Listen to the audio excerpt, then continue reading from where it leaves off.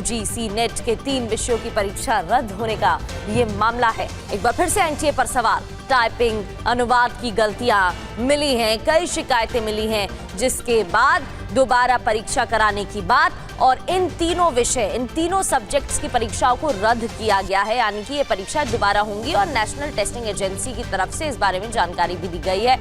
अंग्रेजी के करीब 67 सवाल कट कॉपी पेस्ट थे।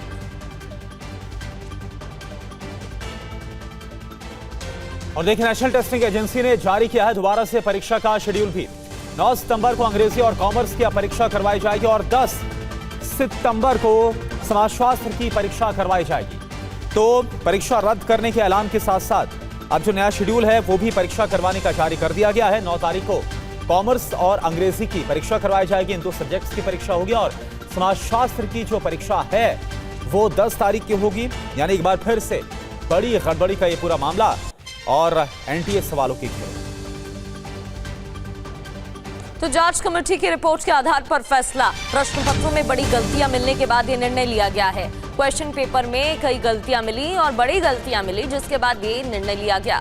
तथ्यात्मक, टाइपिंग, अनुवाद में गलती थी, सवालों की भाषा और व्याकरण में गलती थी। तो क्वेश्चन पेपर में कई गलतियां मिली, क्वेश्चन में गलती, सवालों की भाषा में गलती, व्याकरण में गलती, विद्वानों के नाम और किताबों के शीर्षक भी गलत।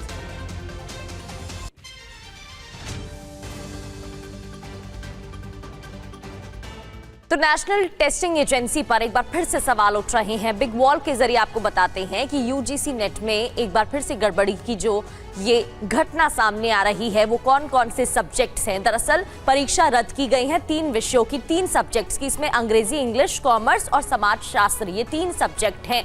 अब जांच रिपोर्ट में क्या गलतियां पाई गई हैं? दरअसल टाइपिंग, अनुवाद, व्याकरण में गलती थी। यहां तक कि विद्वानों के जो नाम थे, जो शीर्षक थे, उनके नाम गलत लिखे हुए थे। कुछ सवालों की भाषा में गड़बड़ी मिली है, यानी कि क्वेश्चंस में गड़बड़ी मिली है। विद्वानों के नाम, किताबों के शीर्षक गलत मिले थे।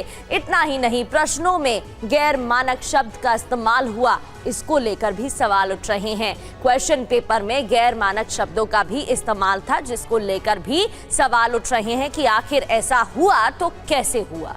और शालिनी वाजपेयी इस वक्त हमारे साथ जुड़े और ज्यादा जानकारी के साथ है। शालिनी, अभी तक जो एनटीए की तरफ से कहा जा रहा है वो ये कहा जा रहा है कि कुछ स्पेलिंग में, कहीं ग्रामर में त्रुटियां थी, गलतियां थी, इस वजह से ये जो फैसला है वो लिया गया है परीक्षा को रद्द करने का। लेकिन इससे पहले जब आपने जानकारी दी थी, मामला काफी गंभीर नजर आ रहा है। जो छात्र दावा कर रहे हैं कि कई ऐसे सवाल है इंग्लिश के, अंग्रेजी के, जो कि 2024 के प्रश्न पत्र से मिलान खा रहे हैं। और दूसरा, पहले उनके पास पीडीएफ की जो कॉपी है कई छात्रों के पास आ गई थी प्रश्नों को लेकर। अगर ये दावे सही साबित होते तो मामला फिर से बहुत गंभीर हो जाएगा।